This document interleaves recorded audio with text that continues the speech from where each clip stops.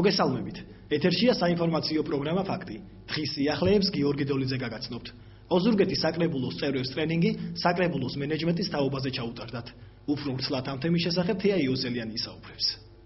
თვითმმართველობის ეროვნული ასოციაციისა და ნორვეგიის საგარეო საქმეთა სამინისტროს მიერ დაფინანსებული პროექტის ფარგლებში საკრებულოს მენეჯმენტი მუნიციპალიტეტის საკრებულოს წევრებს ტრენინგი კავკასიის ეკონომიკური კვლევის ინსტიტუტის ექსპერტ-ანალიტიკოსებმა და კივიტას გეორგიკას ტრენერებმა ჩაუტარეს. ორდღიანი ტრენინგი საპილოტე ხასიათს ატარებდა და მიმართულება აღმასრულებელი და წარმომადგენლობითი ორგანოების უფლებამოსილებებზე, ფუნქციასა და პრინციპებზე და მათ ევროპულ ქარტიასთან შესაბამისობაზე აიგო. გარდა იმის გარკვევისა, არსებობს თუ არა შესაბამისობა კანონით დადგენილსა და არსებულს შორის, შემდგომში გასათვალისწინებელი საკითხების დაგეგმვაც ხდებოდა. თავდაპირველად საუბარი დეცენტრალიზაციის და სუბსიდიარობის პრინციპებში გარკვევით დაიწყო.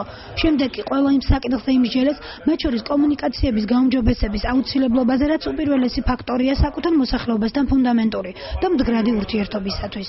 ორმხრივი მსჯელობის და დისკუსიის შედეგად ის აუცილებლად გასათვალისწინებელი პრინციპები გამოიკვეთა, რაც მენეჯმენტის წარმატებულ მართვაში უნდა აისახოს.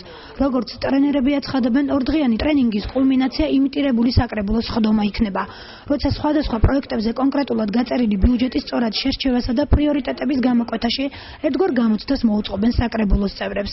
თუ რამდენად წარმატებულად გაართმევენ თავს წარმომადგენლობითი ორგანოს წევრები თავს დაკისრებულ მისიას, ამაზე ტრენერები შემაჯამებელ შეფასებას გააკეთებენ.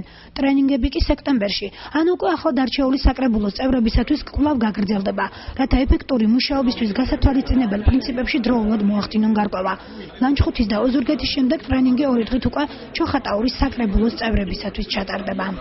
დღევანდელი ტრენინგი ჩემის აზრით ძალიან მნიშვნელოვანია ორი მიმართებით. პირველი ის ტრენინგი ტარდება მუნიციპალიტეტის საკრებულოს წევრებისთვის, რომლებიც უკვე საკმაოდ დიდი ხანია საკრებულოს წევრები არიან, მაგრამ შეჯამება იმის, რასაც ქვია არსებული გამოცდილება ევროპის ქვეყნებში, ევროპის თვითმმართველობის ქარტიის უფრო ღრმად ცოდნა, მაინც საჭიროა და აუცილებელია ერთის მხრივ, მეორეს მხრივ ჩვენ მიზნად აგვაქვს დასახული, რომ საკმაოდ გამოცდილ ხალხთან ურთიერთობით, ამ საკრებულოს წევრებთან ურთიერთობით დავხვეწოთ თვითონ ტრენინგ მოდული, რომ შემდგომ როცა არჩევნები ჩატარდება, ამის შემდგომ უკვე ახალ მოსულ საკრებულოს წევრებთან უკვე დახვეწილი სახით წარვადგინოთ, მათი საჭიროებები გავითვალისწინოთ და შესაბამისად უფრო მეტი უნარჩვევა და ცოდნა მივცეთ იმ ხალხს, ვინც ახლად არჩეულ საკრებულოებში იქნება. კულმინაცია შეიძლება დაერქვას ხვალინდელ დღეს, სადაც იქნება გადაწყვეტილების მიღებასთან დაკავშირებული საკითხები განხილული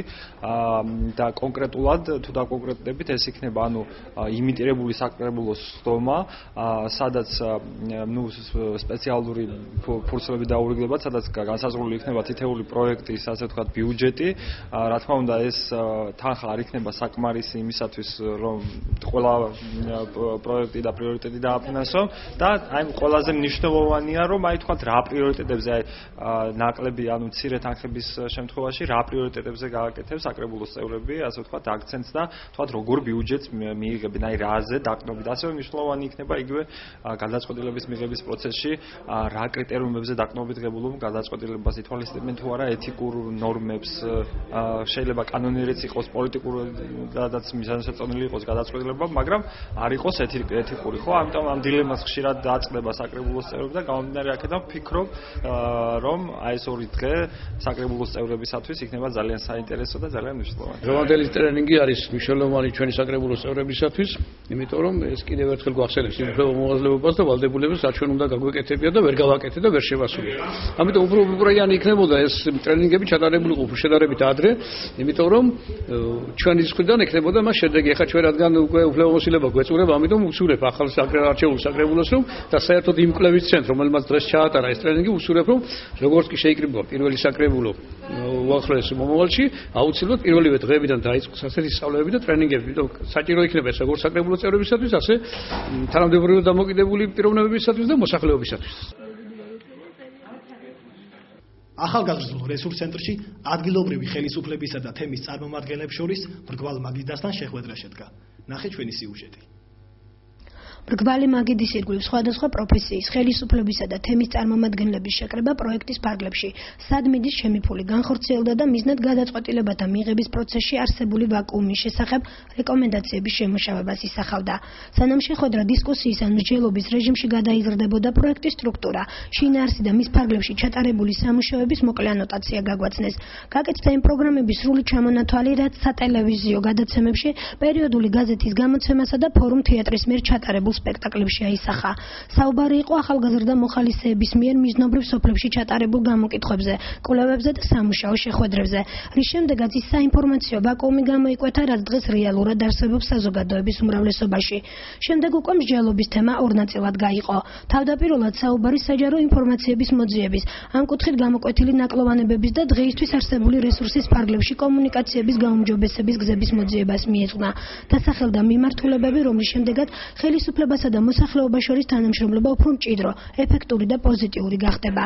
ხელისუფლების წარმომადგენლების მხრიდან ამის წარმატებულ მაგალითად ბოლო 2 წლის განმავლობაში სოფლის განვითარების პროგრამის ფარგლებში მოსახლეობასთან სისტემატიური შეხვედრები და ამ გზით მათი პრობლემების უფრო ახლოს გაცნობა დასახელდა. მით უფრო მაშინ, როცა პრიორიტეტების შერჩევისას მოსახლეობის აქტიურობა და ჩართულობა საჭიროებას წარმოადგენდა. მოხალისეების მხრიდან კი ორი სოფლის, შრომისა და ნასაკირალის მაგალითზე მოსახლეობის უფრო დიდ ნაწილთან ხშირი შეხვედრები და მათთვის მეტი ინფორმაციის გაცემის აუცილებლობა გამოიკვეთა. მეორე ანუ შეხვედრის დასკვნის ნაწილში უკვე იმ მიმართულებების და გზების მოძიებაზე ისაუბრეს, რის საფუძველზეც მოსახლეობა უფრო აქტიური და დაინტერესებული შეიძლება გახდეს და მონიტორინგისა და გადაწყვეტილების მიღების პროცესში თემის მონაწილეობა გაძლიერდეს. დასახელებული რამდენიმე ვერსიიდან ხელისუფლება მზად ყოფნა სოფლებში აქტიურ ახალგაზრდებთან თანამშრომლობაზე გამოთქვა. ხელი შეწყობა კი თითოეულ სოფელში მუდმივი შეხვედრებისათვის საჭირო კაბინეტების გამოყოფასა და ამით ეფექტური მუშაობისათვის სტიმულის მიცემაში გამოხატა. ასევე ისაუბრეს რწმუნებულის როლისა და ფუნქციების გაზრდასა და უფრო ნაყოფიერ მუშაობაზე, რაც როგორც შეხვედრის დასასრულს გაკეთებული განცხადებების შესაბამისად გაირკვა, ურთიერთობის გაუმჯობესებასა და მდგრადი კონტაქტებისათვის ერთ-ერთი მთავარი გარანტორი გახდება. მინდა დღევანდელი შეხვედრისთვის მადლობა გადაუხადო ახალგაზრდა რესურსს. ძალიან მნიშვნელოვანი არის ასეთი შეხვედრების ორგანიზება, ჩატარება და იმ ახალგაზრდებს მინდა მადლობა გადაუხადო, რომლებიც ასე აქტიურად არიან ჩართული თავისი კუთხეების, თავისი სოფლის ამა თუ იმ პრობლემის გადაჭრის მიზნით იდეების განხორციელებაში.